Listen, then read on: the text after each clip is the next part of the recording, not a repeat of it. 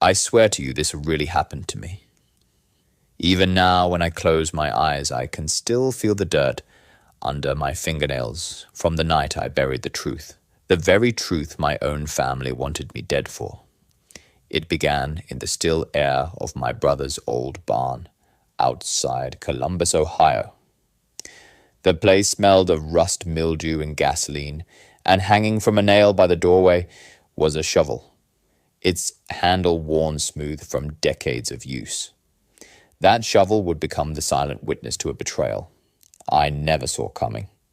Because on the night I went in there thinking I was just grabbing tools to help patch the roof, I overheard my sister whispering to my brother in the shadows, her voice cracked with venom. If he finds out, he won't live long enough to tell anyone. My blood froze. They were talking about me.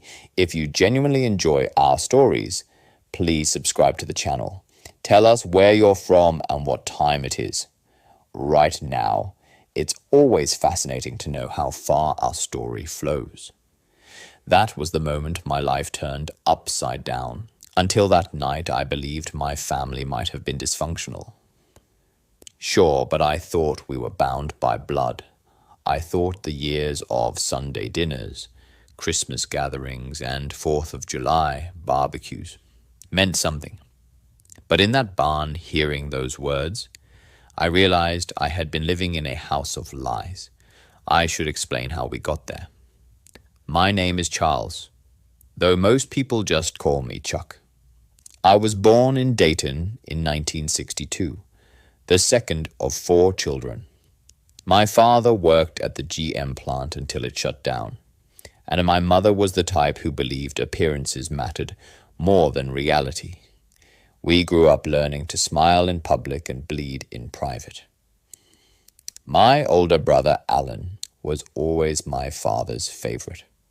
He was tall, broad-shouldered, and carried himself like he owned the world. By the time we were teenagers, it was clear Alan was going to inherit the little farmland my grandparents left behind. I didn't mind. I had dreams of leaving Ohio and chasing music, but life, as it does, had other plans. By the time I hit my 30s, I was divorced, broke and back in Dayton. Alan let me stay in one of the rundown trailers on the edge of the property. My younger sister Margaret lived in Cincinnati but visited often, especially once our mother got sick. She and Alan seemed closer than ever, whispering behind doors, making decisions without me. At first, I chalked it up to me being the black sheep.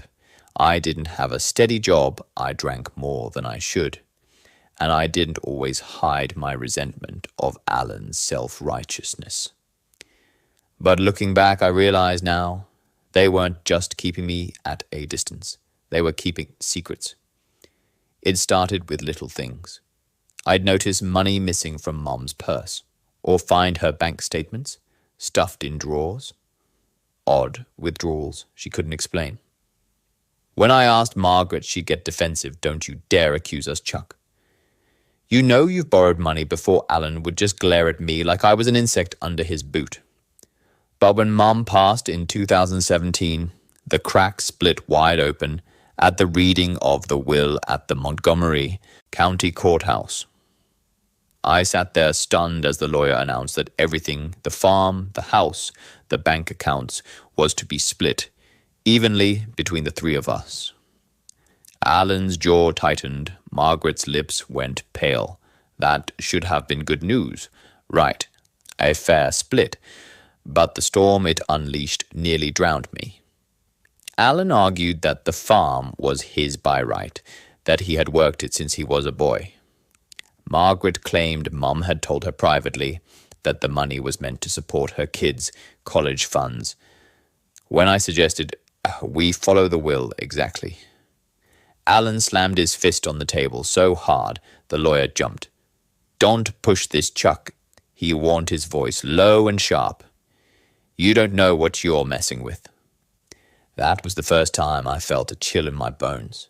The first time I realized my own brother might see me as an obstacle instead of blood. Still, I tried to smooth things over. I offered to take a smaller cut, just enough to get out of the trailer and back on my feet. Alan sneered. "You'll take what I give you, or you'll take nothing." It should have ended there, a bitter fight among siblings' lawyers, maybe a few cold holidays. But Alan and Margaret didn't want to fight fair. No, they wanted me gone. I didn't know how far they'd go until the night in that barn, standing in the half-dark, listening to my sister whisper about ending my life. And that was only the beginning, because once I started digging into what they were hiding, I discovered their betrayal was bigger, darker, and more dangerous than I ever imagined. I'll pause the story here because what I found next in the paperwork buried inside my mother's cedar chest, it nearly sent me to the grave before I even had the chance to fight back. I couldn't sleep that night. I lay on the creaky mattress inside my trailer, staring at the water stains on the ceiling as Margaret's words replayed in my head. "If he finds out, he won't live long enough to tell anyone." The shadows on the ceiling seemed to twist into shapes of betrayal. My heart hammered so loud I thought it might give me away if they were lurking outside.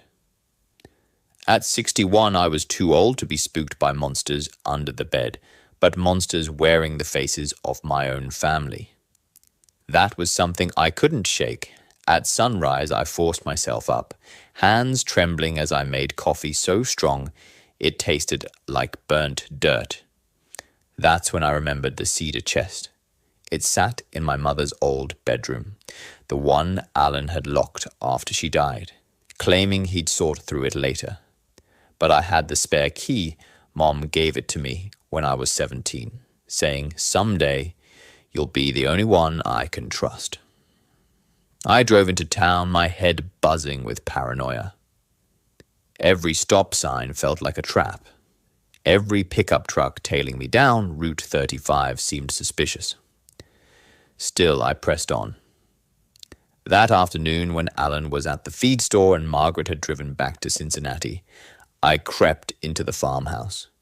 The air smelled stale like dust and secrets. I knelt at the cedar chest, heart pounding, and slid the key into the lock. The lid creaked open, and the smell of cedar wood and mothballs hit me like a ghost of my mother's presence inside were the usual things.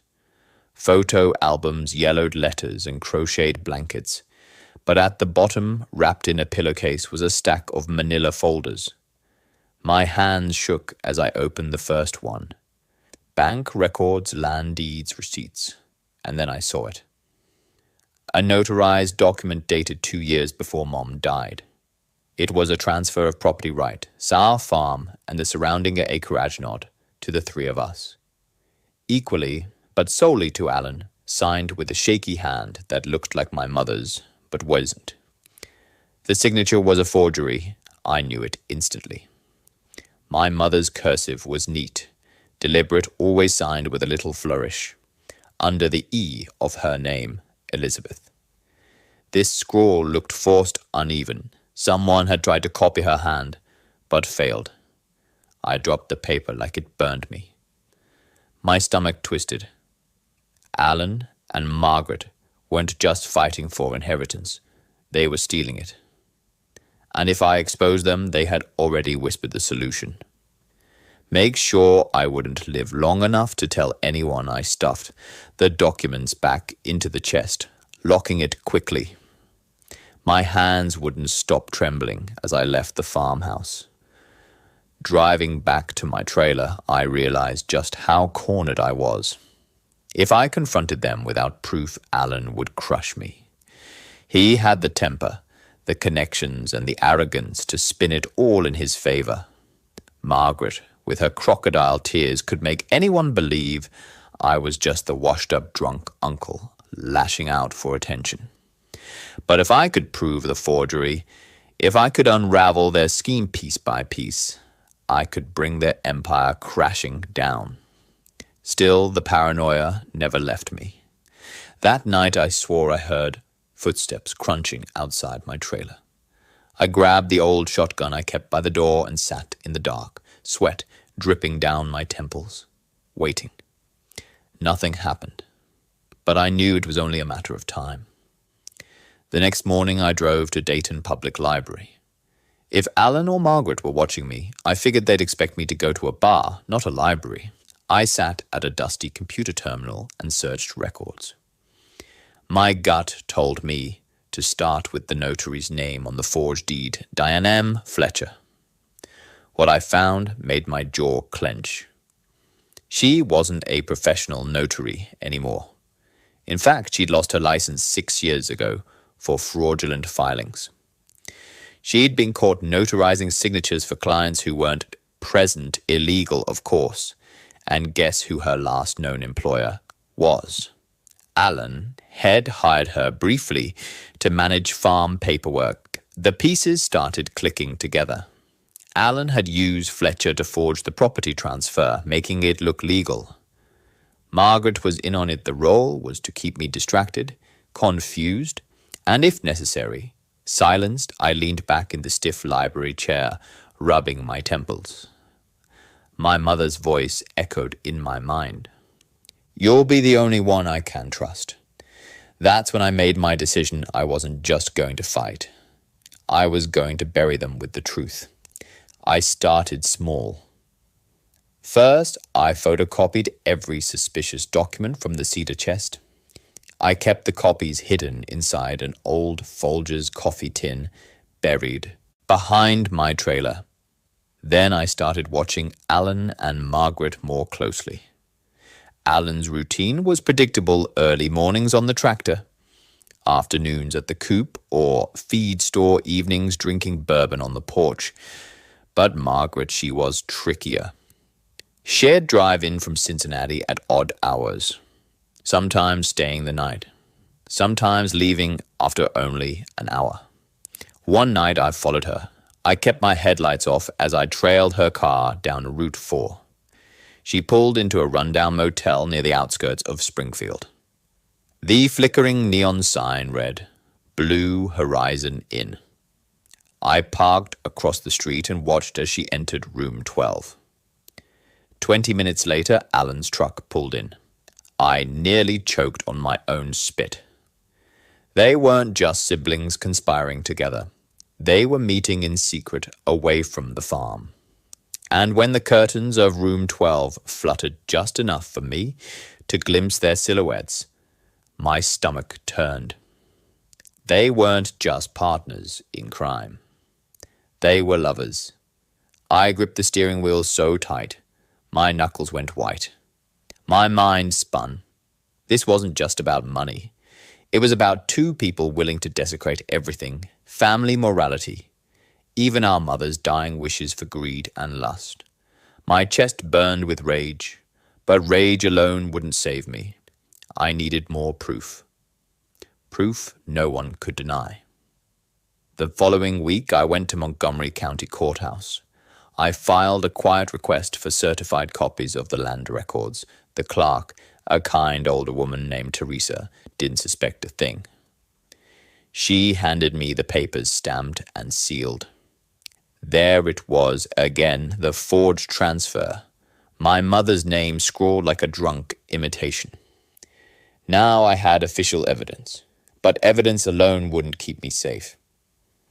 Alan was a man who solved problems with his fists and his shotgun. Margaret, with her venomous whisper, would poison anyone against me if she could. That night, as I sat in my trailer, staring at the stack of papers on my kitchen table, I heard a sound outside. Tires on gravel. I peeked through the blinds. Alan's truck. My heart stopped. He got out, slowly, slamming the door, and started walking toward my trailer with a stride that told me this wasn't a neighborly visit. I barely had time to shove the documents back into the coffee tin before there was a loud knock on my door. Chuck Allen's voice boomed. "We need to talk." My hands gripped the shotgun, sweat dripping down my temples. My heart pounded so loud it drowned out everything else. And in that moment, I realized this wasn't just about inheritance anymore. It was War Allen's. Knock rattled the flimsy aluminum door of my trailer so hard I thought the hinges would give out. I froze, my shotgun still clenched in both hands, my finger twitching dangerously close to the trigger. Chuck, he barked again. Open the damn door. Don't make me break it down. His voice was low controlled, but underneath it I heard something darker, something final. I forced a swallow down my dry throat. What do you want? Allen, I called back, trying to sound steadier than I felt. We need to clear the air, family business, he said with that fake drawl he used when he was trying to charm people at church picnics. I knew better. Nothing good ever followed those words. Through the crack in the blinds, I saw the outline of his truck in the pale moonlight. The bed was empty except for a heavy tarp folded in the corner. My stomach turned. I knew that Taffy used it when hauling firewood or when moving carcasses. I backed slowly away from the door. My mind screamed at me to run, but where could I go? The nearest neighbor was nearly a mile down the dirt road. If I bolted out the back, Allen would hunt me like a deer. So I made a decision. I lowered the shotgun, unlocked the door, and opened it. Just enough to face him. He was standing there in his work boots, flannel shirt unbuttoned at the top, the smell of whiskey rolling off him like fumes. His face was unreadable, but his eyes cold, even in brother. He said, tipping his head slightly, though his lips curled into something between a smirk and a snarl. I didn't answer. He pushed past me like he owned the place, glancing around the small trailer with disdain. You've been busy, he muttered, eyeing the papers scattered on the table. My stomach clenched. I hadn't hidden everything fast enough. What are you doing here, Allen? I asked, my voice sharper now. He turned, leaning on the table, picking up one of the photocopies without even asking. He studied it for a moment, then let out a dry laugh. You really think you can play detective at your age? His eyes flicked up to mine, filled with mockery. You're 61 years old, Chuck. You're washed up. Nobody's going to believe a damn thing you say. I clenched my fists, but forced myself not to rise to the bait. That's Mom's signature. And it's fake, you know it. His smile vanished. Careful, he said softly. I stepped closer. You forged her will. You stole everything. And if you think I'm just going to roll over and die, you're dead wrong. The air between us crackled with something electric. Allen stared at me for a long moment, then leaned in so close I could smell the bourbon on his breath. You always were the weak one, he whispered, always crying for scraps while I did the real work. You were too dumb to see the truth then, and you're too dumb now. You don't stand a chance against me. I could feel my pulse pounding in my ears, but instead of arguing, I smiled. Just barely. Maybe I said quietly, but dumb doesn't mean quiet. And I've already made copies that hit him. His nostrils flared. For the first time, I saw doubt flicker in his eyes. Allen dropped the paper back onto the table with a snap and stepped away. You're playing a dangerous game, brother. No, I said, meeting his gaze without flinching. You are. For a moment I thought he might lunge at me, but instead he turned on his heel and walked toward the door. At the threshold he stopped. Watch yourself, Chuck, he said, his voice low and steady. Accidents happen, especially out here. Then he left, slamming the door so hard the walls of the trailer shook. I didn't sleep that night either. I sat by the shotgun until the first pink rays of dawn cut through the blinds. Every crunch of gravel outside made me tense. Every hoot of an owl sounded like a warning. By morning, I knew one thing. Waiting around would only get me killed. Allen had tipped his hand. He knew I had proof. That meant he and Margaret would strike sooner rather than later. So I started planning. The first step was allies. I couldn't go to the sheriff. Alan played poker with half the deputies in Montgomery County. Margaret, meanwhile, knew exactly how to cry her way into sympathy. If I filed a complaint now, they'd bury me in counterclaims of drunkenness, paranoia, maybe even insanity. But there were others, people they didn't know. I remembered, like Diane Fletcher, the disgraced notary. I tracked her down through a public records database.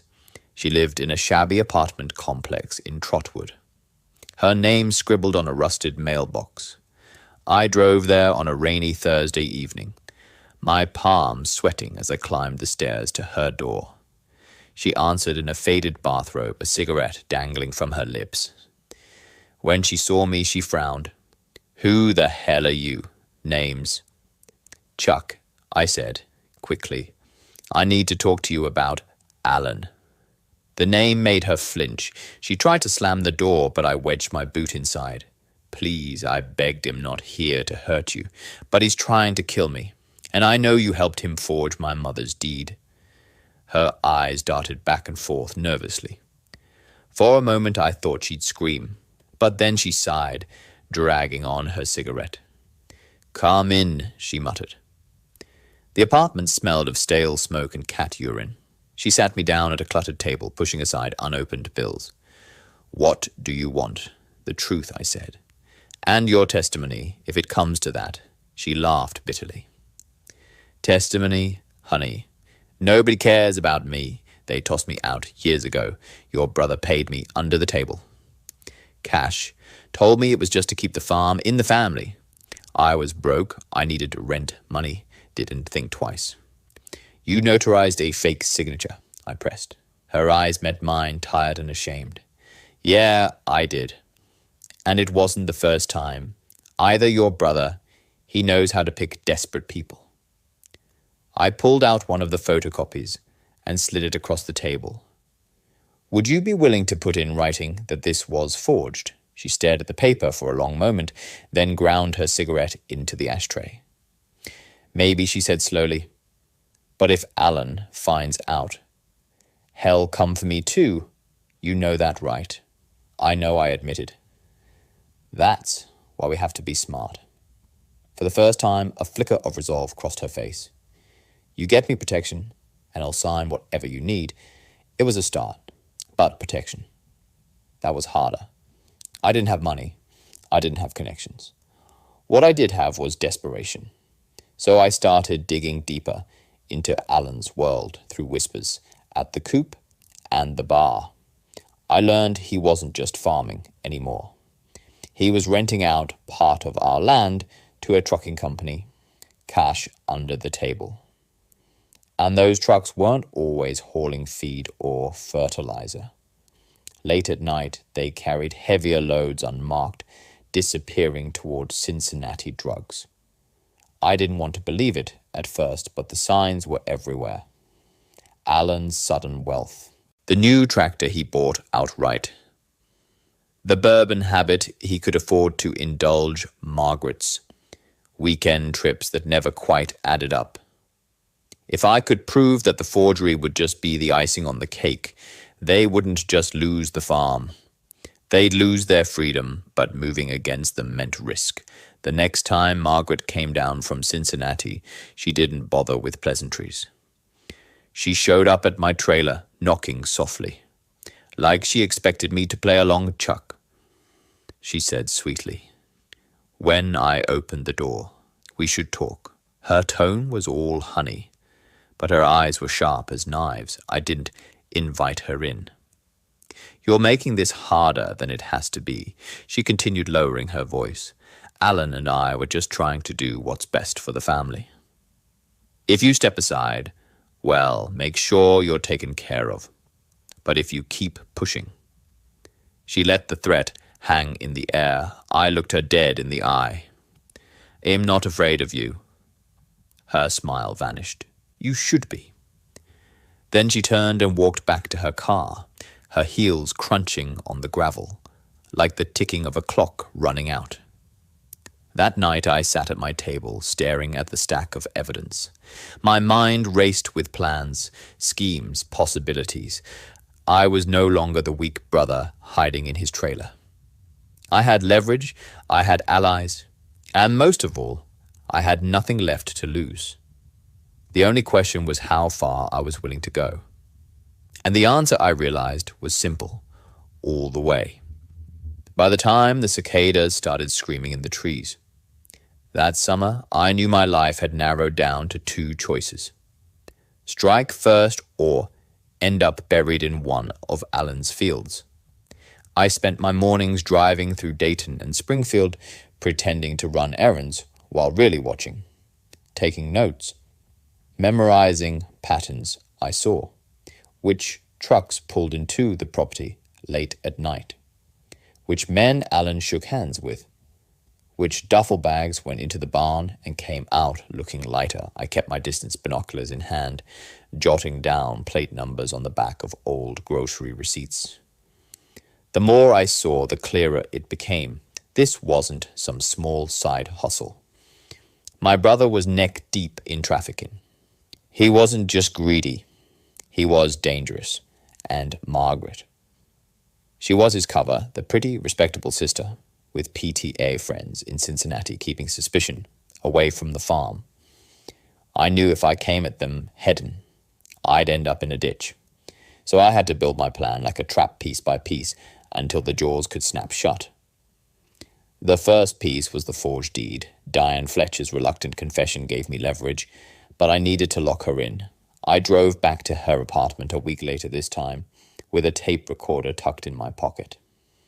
She was jittery, pacing in her robe, smoking like a chimney. "You don't get it, Chuck," she hissed, dragging deep on her cigarette. "Alan doesn't forgive if he finds out." I pressed record without her noticing. "Just tell me again. He paid you to notarize a deed without my mother present." Her eyes darted to the door, then back to me. "Yes, damn it. He brought me the papers. Said it was all above board, but your mama wasn't there. I signed it anyway. I needed the money. And Margaret, she knew too. She handed me the envelope herself. I nearly smiled, though I hid it. That's all I needed to hear. She froze. "What do you mean?" I tapped my pocket. "Insurance." Her face twisted in fear and anger, but she didn't stop me when I walked out the door. The second piece was evidence of the trafficking. That part was harder. I couldn't just walk up to the barn with a camera. But I remembered something Alan had once bragged about when he was drunk. How idiot-proof his men were, how they always took the same routes, same motels, same schedules. So I followed for 3 nights. I tailed one of the unmarked trucks after it left our property.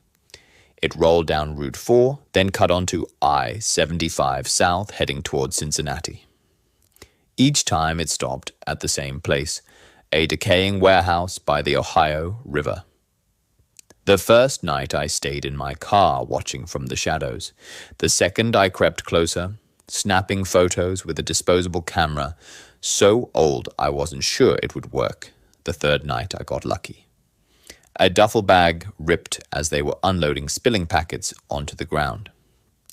White powder scattered in the streetlight, like snow. I nearly laughed out loud. Cocaine. And plenty of it. I snapped photos until my fingers cramped. The third piece was Margaret herself. She was the linchpin, the mask Alan wore to look respectable. If I could shatter her facade, the whole thing might collapse. So one Saturday I drove to Cincinnati, parked outside her suburban home, and waited. She left in the afternoon dressed in a tailored blazer, her hair pulled back, carrying a stack of papers.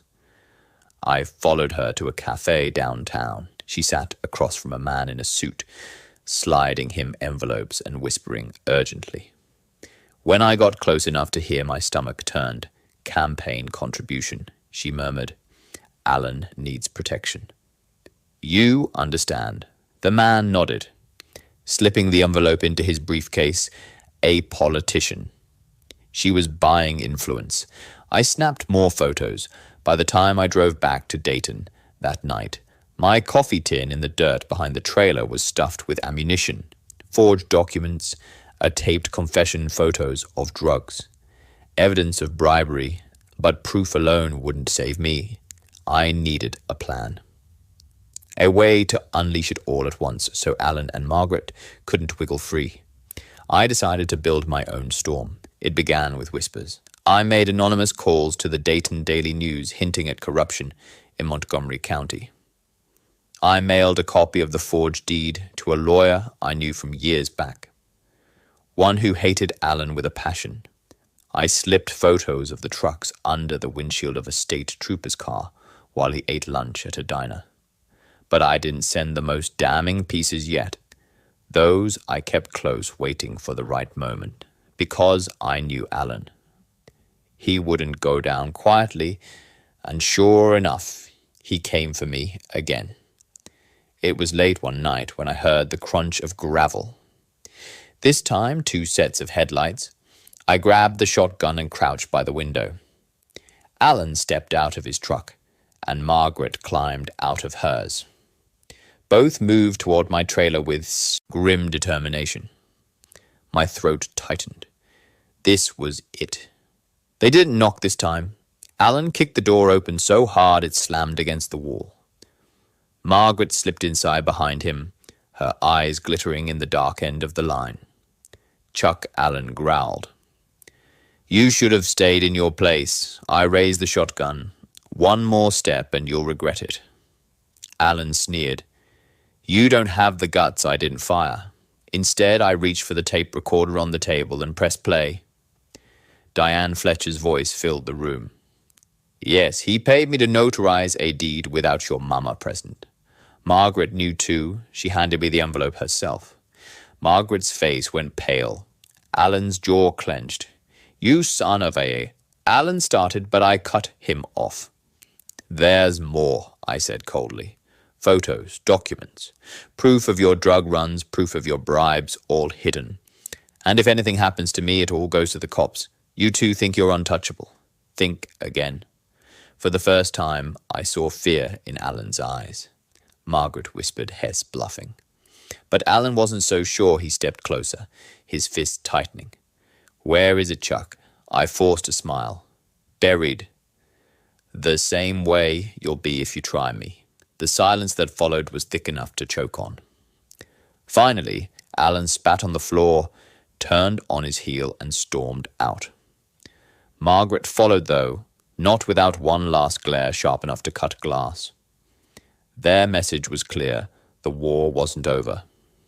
But for the first time, I had the upper hand. That night, I lay awake staring at the ceiling. My pulse still thundered. My hands still shook. But beneath the fear, something else stirred. Resolve. I'd spent 61 years being the weak brother, the outcast, the man nobody listened to. But now I was the storm they never saw coming, and I was just getting started. After that night, I knew the countdown had started. Alan and Margaret wouldn't back off. They'd only retreat far enough to scheme to regroup to strike again. When they thought I'd let my guard down, I could almost hear the clock ticking in my head. Every minute I waited was another chance for them to bury me in a shallow grave on the edge of the farm.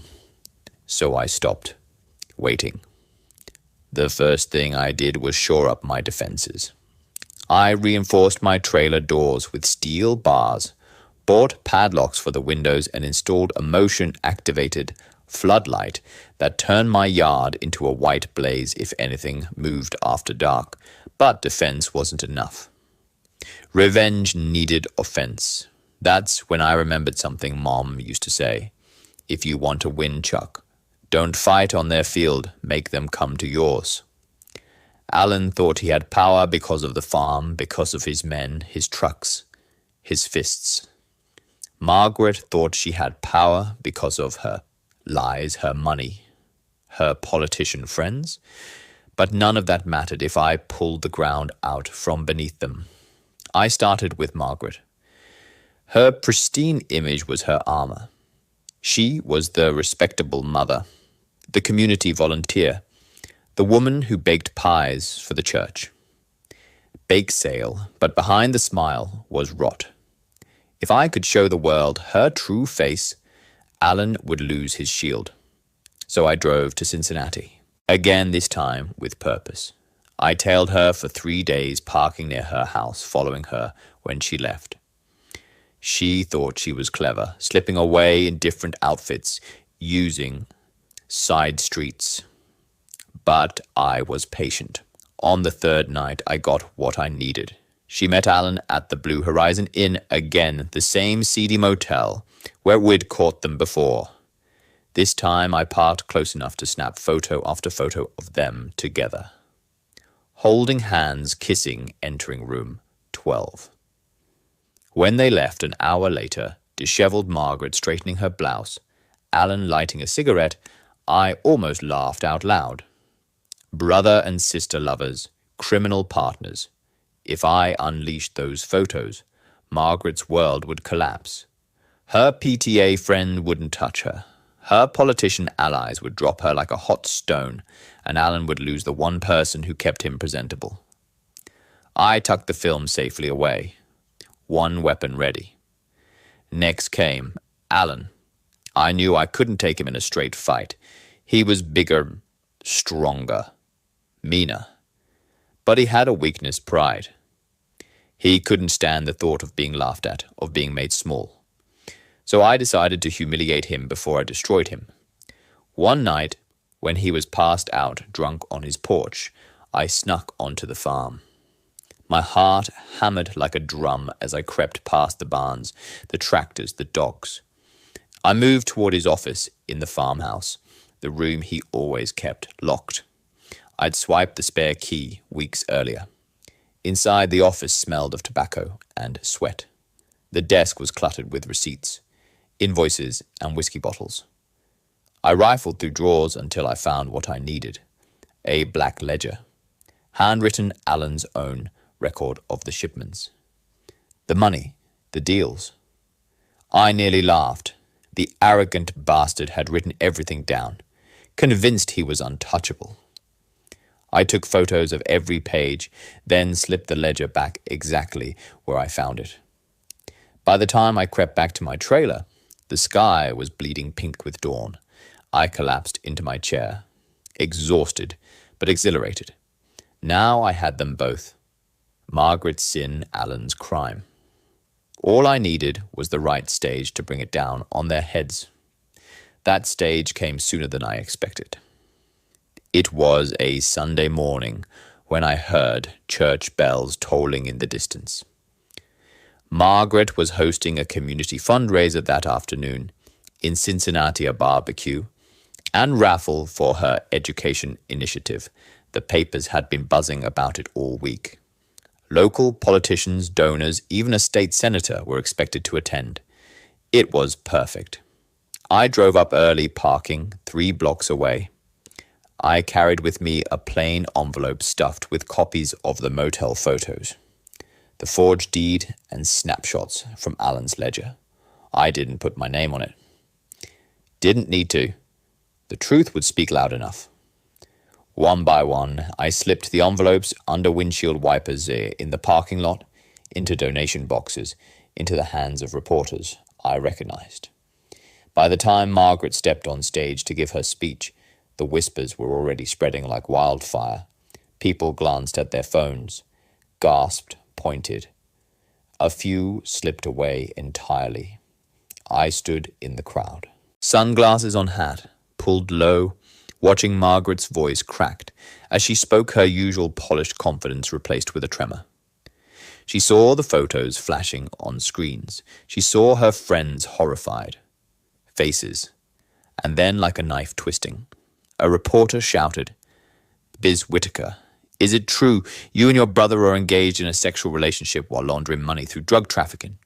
The crowd erupted. Gasps. Shouts. A baby cried. Margaret's face drained of color. She tried to speak, but the words stuck.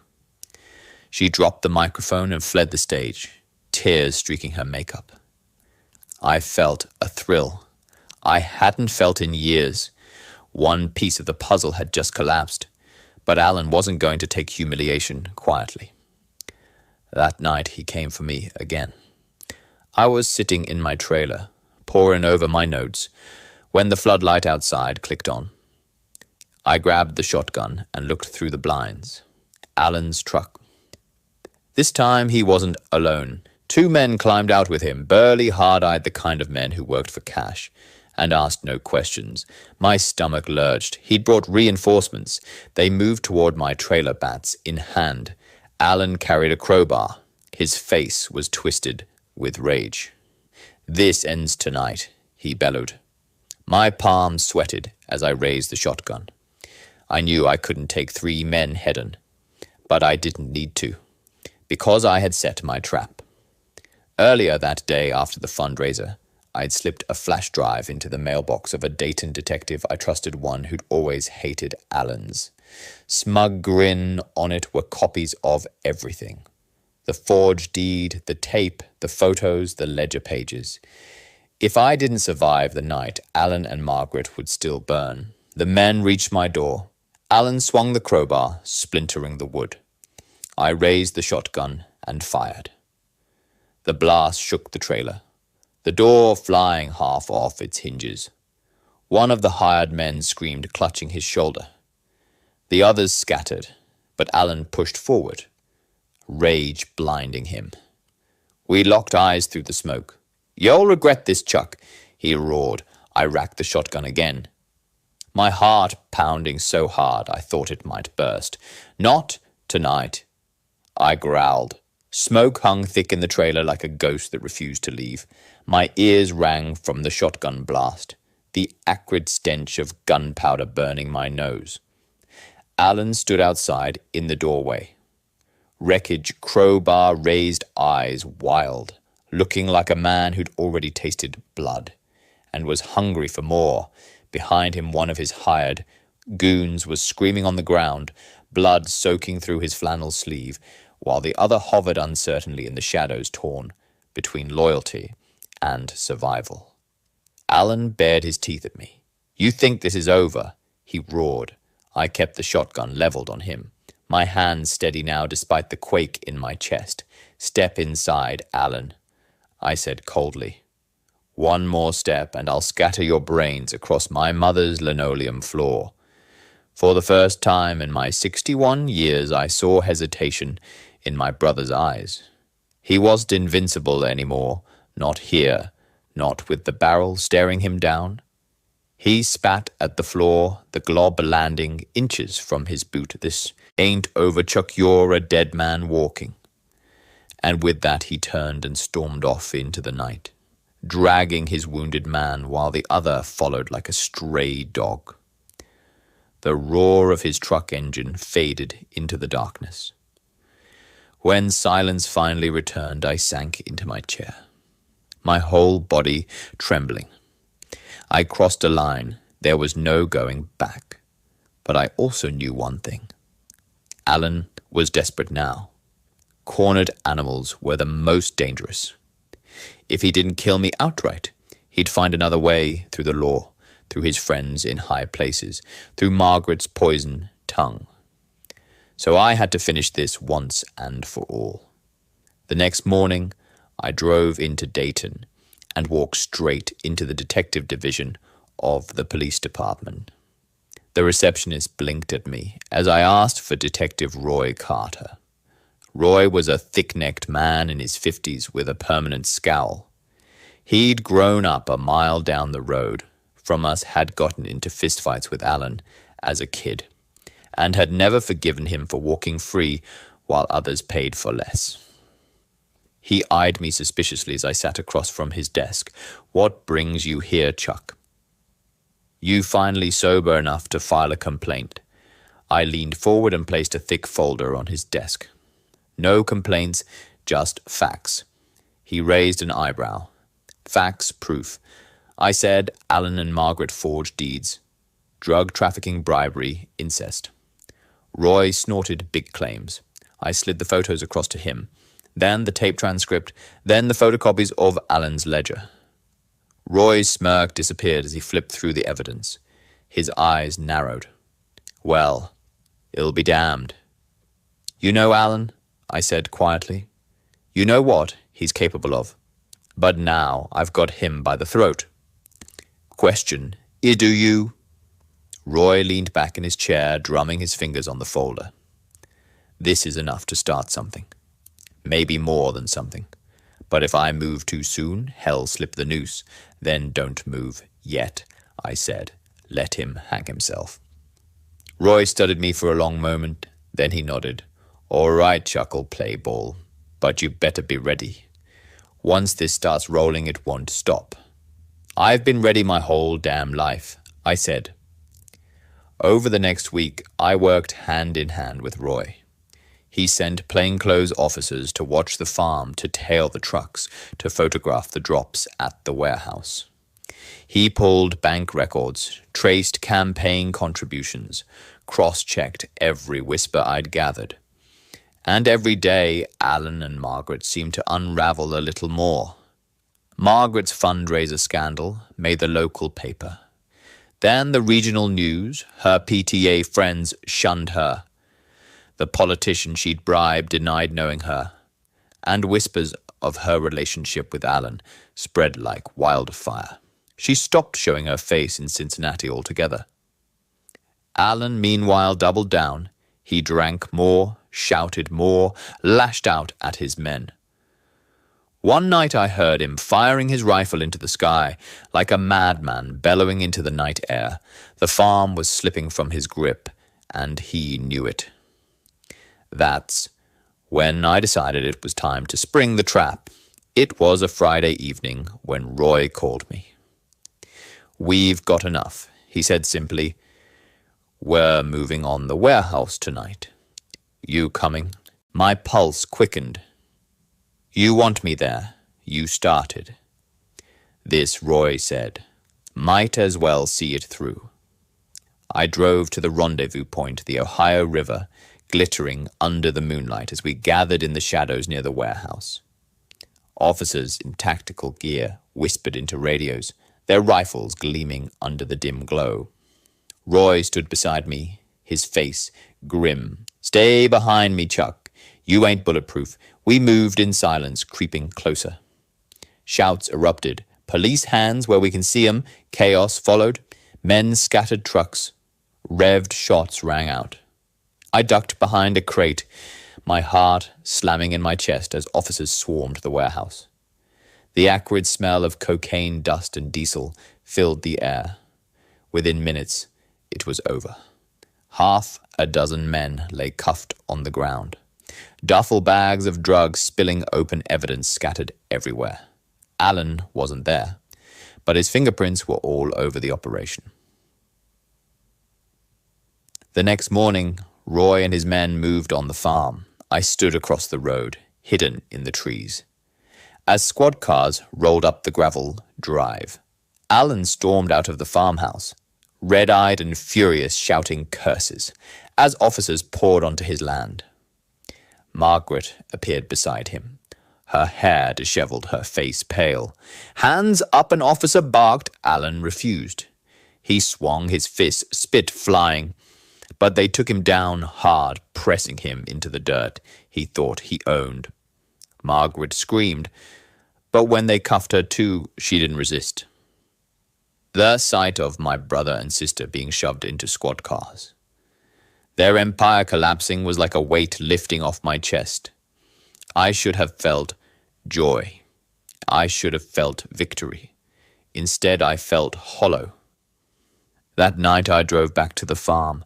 The place was crawling with police tape. The barns locked down, the house dark and silent. I walked to the old oak tree at the edge of the property, shovel in hand. There in the cool dirt, I dug a hole. I pulled out the coffee tin I'd buried weeks ago. The one holding the originals of everything. Photos, tapes, documents. For a long time, I stared at it. Then I placed it back in the hole, covered it with dirt and patted it down. It wasn't for the cops. It wasn't for the courts. It was for me. A grave for the truth. I'd carried alone proof that I hadn't imagined it, that I hadn't been crazy. All those years I stood wiping the dirt from my hands and whispered into the night air, "Rest. Now, Mom, they can't hurt us anymore." The wind rustled through the leaves like a sigh. But as I walked back towards my trailer, the hollow feeling remained. I had won. I had survived. I had destroyed them. And yet a chill crawled up my spine because I knew the truth. Revenge doesn't free you. It chains you to the fire forever. The morning after the arrests, fog clung to the soy fields like a blanket. Someone forgot to shake out. I sat on the trailer step with a mug of burned coffee cooling in my hands. The floodlights still on from the night before, buzzing faintly as gnats skittered in and out of its halo. The farm was quiet in a way I'd never heard. It no engine, no boots in the gravel, no Allen barking orders from the porch. Silence felt like a bruise you don't notice until someone presses it. I could have driven into Dayton to watch the first arraignment, could have stood in the back of the courtroom and savored the sight of my brother and sister in chains. But I didn't. I stayed right there on the step until the sun burned off the fog and the cicadas started their grind song. Somewhere around noon, a county sedan pulled up, and Detective Roy Carter slid out shoulders square as fence post jaw set like concrete. He tipped his chin at me. "You didn't come, I didn't need to," I said. "They know him here." He studied me for a beat, then climbed the step and handed over a manila envelope. Copies booking inventory from the warehouse interview summaries. He blew out a breath. "We're charging Allen with trafficking, conspiracy possession. With intent, money laundering. Margaret got conspiracy and fraud. There'll be more. Once we finish with the campaign, finance unraveling." I set the envelope on the outdoor table as if it were just another bill. They make bail. Judge denied. Flight risk witness. Intimidation. Risk. Roy scratched at the back of his neck. "You're the reason for the second one," I figured. My voice came out flat. "Any word from the trucks?" "We rolled up 2 more last night." He said Allen's idiot-proof route wasn't that idiot-proof. Then he looked at the scarred frame of my door, the splintered wood, the jagged bite where the crowbar had hit. "You need a better door." I almost smiled. "I need a better life." Roy nodded toward the field.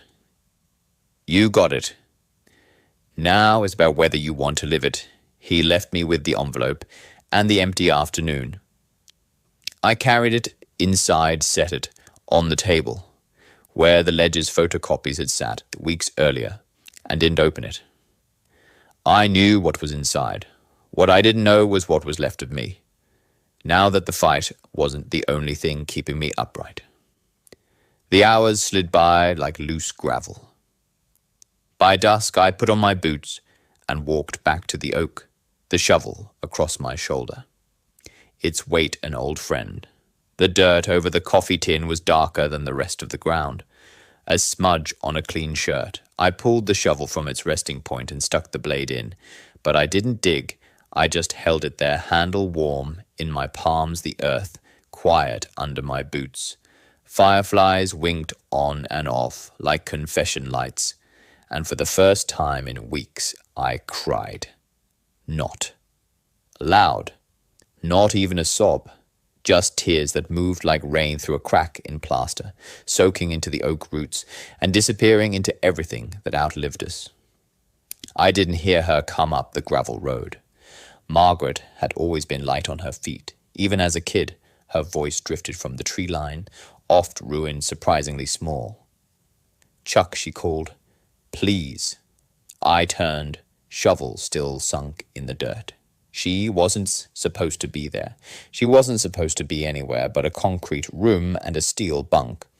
But there she was in County Orange, shackled at the wrists, a deputy trailing behind her with a hand near his holster. The deputy looked embarrassed, like someone's older brother, forced to chaperone a dance. He tipped his hat at me. She asked for you. Said it was urgent. I'm doing you a kindness. Mr. Whitaker, 5 minutes. I stared at Margaret. Her hair had lost its shine, falling in limp strands at her shoulders. The makeup was gone, and without it, the hard edges of her face showed through. Lines I hadn't noticed, a lifetime of clenching her jaw, until the bones remembered. We stood 3 yards apart, like opponents, in the worlds. Saddest duel, I didn't know she blurted out. Not, at first, the trucks. Not the drugs. I thought it was just renting cash. I swear it. Chuck, you were bribing a politician, I said. You were paying a disgraced notary to stamp a fake deed. You knew enough. She took a small step forward, chains clinking. Alan said it was business that Mama wanted the farm to stay intact. He said you'd waste it, that you'd drink your share. I believed him. Her voice cracked. I believed him about everything. You believed him in a motel room. I said, because I wanted her to hurt and because I couldn't stop myself. She flinched as if I'd slapped her. The deputy shifted eyes on the oaks. Margaret swallowed and tried again. He said, you were going to ruin us, that you'd drag us into court, onto the news, that you'd shame us and take everything. And he was right. You did. She gestured at the ground, at the farm that had become a crime scene, at the life we'd mangled between us, like a bird with a broken neck. Congratulations. My fingers tightened on the shovel. I didn't ruin you. You ruined you. Then, because the honest truth is rarely clean. I added, I just made sure everyone saw it. The wind stirred the leaves. The farm creaked as night settled. Margaret took a breath that sounded like a bargain breaking in her chest. Testify against me, she said. She lifted her chained hands like an offering, like surrender. Tell them, Alan, force me. Tell them I was scared. Tell them you forgive me. I stared at her. The deputy's hand drifted a little closer to his holster, not because he thought I'd shoot, but because the air had a way of cracking. When a family history came to a head, I looked at Margaret's face, the sister who held my hand during storms, who fed me soup when I had the flu, who collected my mother's bank statements and hid them in a drawer. The woman who had whispered in a barn that if I found out, I wouldn't live long enough to tell anyone. No, I said. It wasn't loud. It didn't need to be. I won't lie for you. Something died in her eyes. Not hope, exactly. Not love. Maybe just the last excuse. She nodded once like she'd expected it, like she'd been waiting to feel the final door lock between us. When the deputy led her back down the gravel, she didn't look over her shoulder. The chain scraped small scars into the dirt, and I wondered if by morning the wind would erase them. I stood there, in the late dark, the shovel still in the ground, and realized I had finally chosen myself. The courthouse in Montgomery County looks like every courthouse in Ohio, columns. A clock, a flag that whips itself silly on windy days. When the trial started, I shaved and put on the one suit. I still owned a navy thing that smelled like mothballs and old weddings. I sat outside courtroom 4B with a styrofoam cup of bitter coffee that the bailiff said tasted like roof tar, and I waited for my name to be called. People talk about trials as theater, and they are, but they're less like Broadway and more like a high school gym pageant, where the lights cut out and the mics squeal at the worst times. There are transcripts and exhibits and motions and sidebar huddles. There are chain of custody charts and numbers that make your brain hum. There are moments when the truth is a knife on a white cloth, gleaming and precise.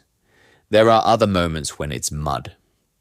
Every time I took the stand, I looked at Alan first. He stared back with the stare I recognized from the day he caught me smoking behind the barn when I was 12. Look that said he'd decided what I was, and nothing I did now could change it. In his world, I had been born weak, and now I was treacherous too. He wore a suit that didn't fit, and a smugness that no longer scared anyone. Margaret couldn't hold my eyes when she tried hers filled with water, and I looked away, because the part of me that still loves the little girl who shared the last piece of cake hated the woman who tried to cull the herd and decided I was the lame one. The prosecutor walked me through it, the Cedar chest, the notary with a ghost town in her name, the motel, the ledger, the trucks. When she played Diane Fletcher's, recording for the jury. Diane herself sat 3 rows back, head bent, a scarf around her neck, as if the truth had made her cold forever. The defense tried to gnaw at us, my drinking my divorce, my trailer with the crooked door. They called me bitter, petty, jealous.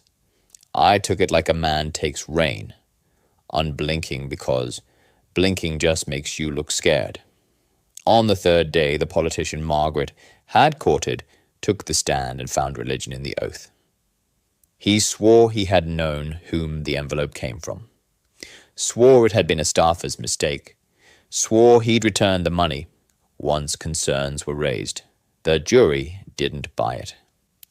Neither did I, but justice is a waltz, not a sprint, and sometimes you have to settle for not seeing a man in cuffs.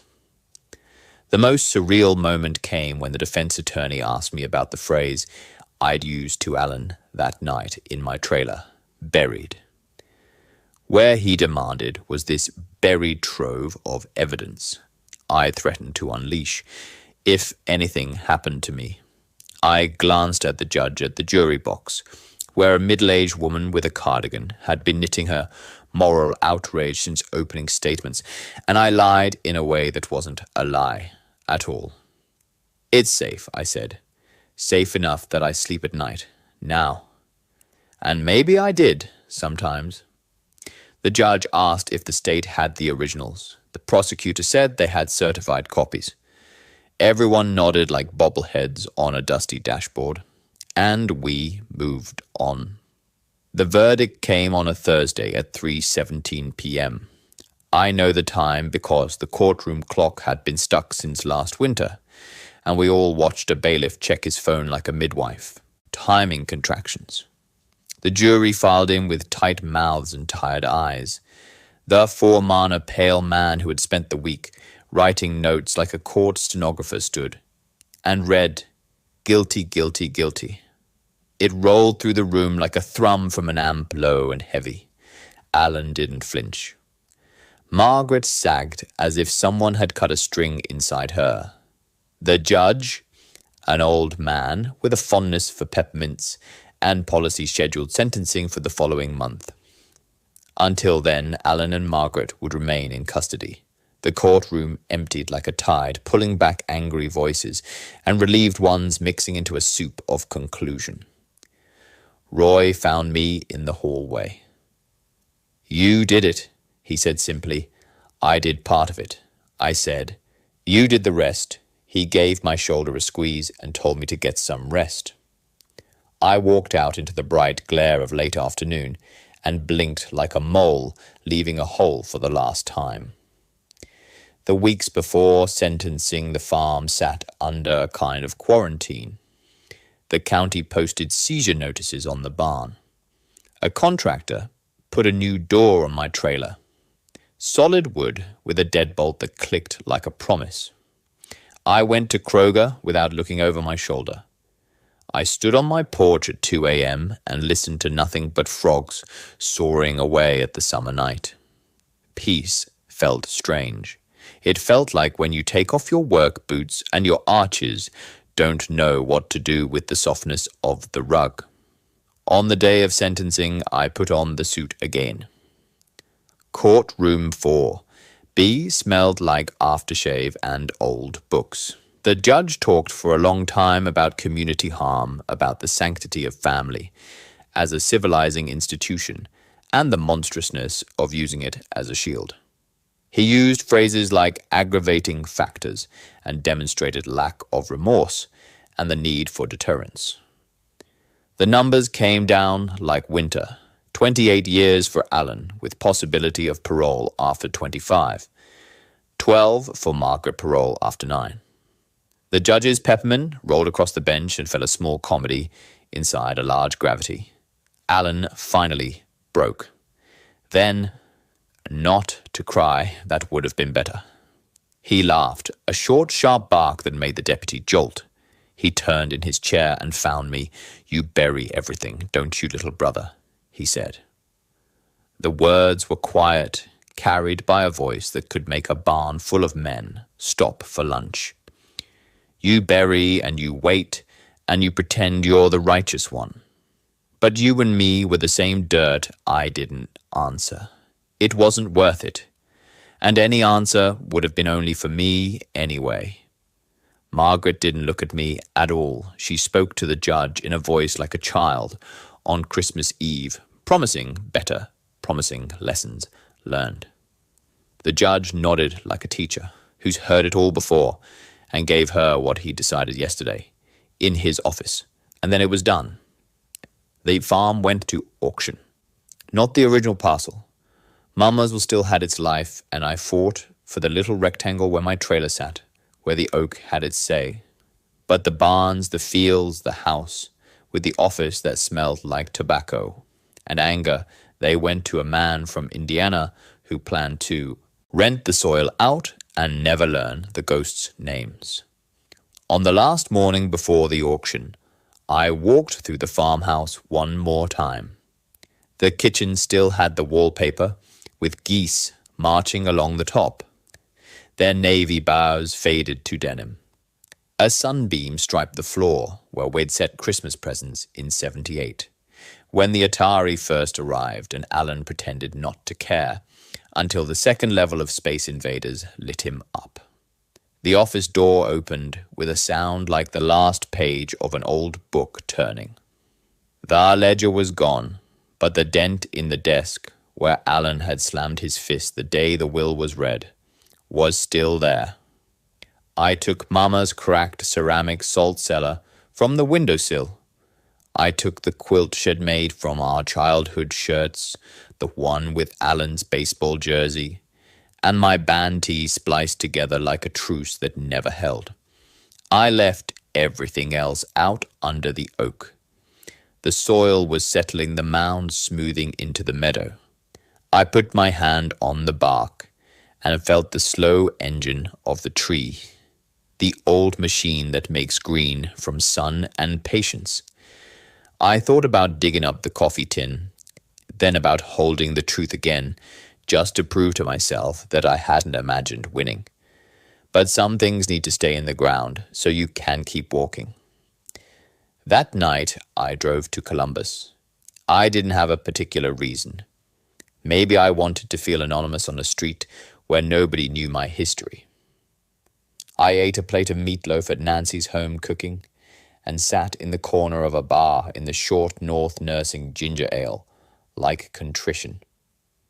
A woman in her 50s with kind eyes asked if I wanted to split the basket of fries.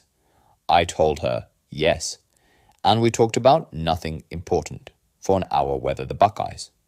How traffic on 71 comes apart, like a cheap sweater in rain. It felt like a trial run at being just a man again. When I got home, the trailer smelled like cut grass. I slept without waking for the first time in months. I wish I could say the story ended there. A clean fall of curtains and the house lights coming up.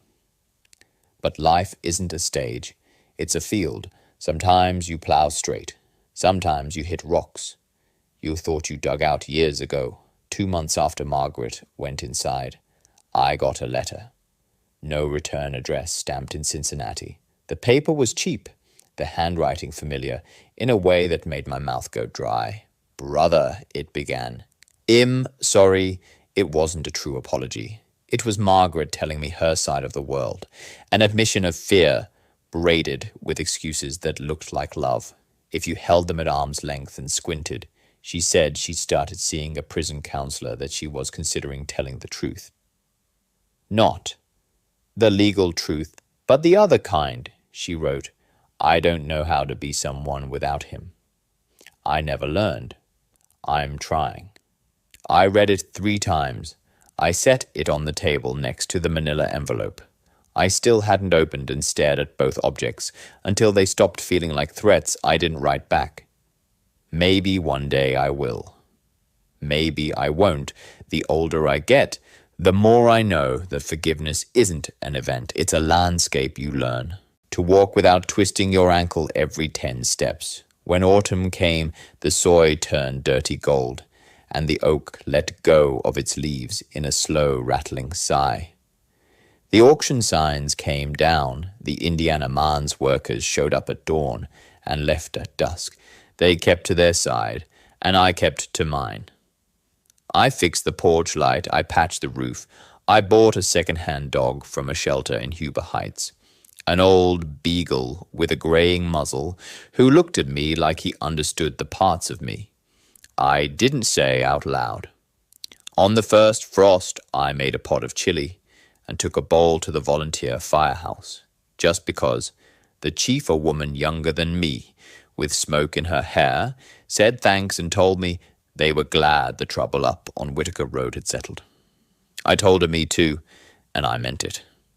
Sometimes, at twilight, I walk out to the oak and stand with my hand on the trunk and listen. Somewhere under my boots is a coffee tin full of proof that almost got me killed, and saved me anyway. Somewhere in a prison in Dayton is a woman practicing how to be her own person in a place that breaks most people. Somewhere in another block of concrete, my brother tells himself a story where he is still the hero, and I am still the coward who ran to the law. The difference is that now I don't have to argue with his story anymore. I live mine. I think about Mom sometimes, about her hands smoothing the quilt on our beds, about the cedar chest, and the day she told me I would be the only one she could trust. I didn't understand what she meant when she said it. I thought she was flattering me, handing me the spare key, like a token in an arcade. Now, I think she saw it all, the fault lines, the lies that were better at wearing Sunday clothes than I ever was, the way love can turn into something else if you let it go hungry long enough.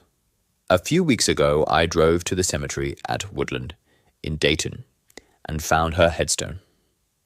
I stood there with my hands in my pockets, like a boy waiting his turn at the barber. It's done, I said. The farm's not ours, but it's not theirs either. It belongs to time now. The wind had that high whine it gets before winter snaps down. I told her about the dog. I told her about the chili. I told her about the woman who split fries and the way the new door shuts with a satisfying click. On my way out, I passed the public records office and laughed because life has a sense of humor. If you give it one, I went inside and pulled a fresh copy of the will just to feel the paper in my hands again. The weight of something that's supposed to keep people honest. The clerk stamped it, and I put it in my glove compartment like a spare map for a trip I'd already taken. Some nights when the beagle snores and the frogs sing and the stars pull themselves tight around the farm like a quilt, I sit on the step and think about that line Alan tossed at me in Court About Dirt. He was right in a way. We are the same dirt. We come from it. We go back to it. But what you plant matters. What you bury matters. What you leave for strangers to dig up matters most of. All I left the truth where it belonged, underground, safe from men who would twist it for sport, safe from my own worst impulses to keep picking scabs until they bleed anew. I left it because I don't need it to live. I left it because I can. And every so often, when the wind is just right, the oak creaks like a door on old hinges, and I swear I hear a voice as clear as the one I carry in my chest. Rest now, son. Rest now, I rise, lock the door behind me, and turn out the light. And in the quiet of the house my family built, tried to steal, tried to ruin, I hold the last line of this story. The way you hold a lit match in the dark, close enough to see far enough not to burn. Some truths I buried. To survive, the one I kept is that I did. The end.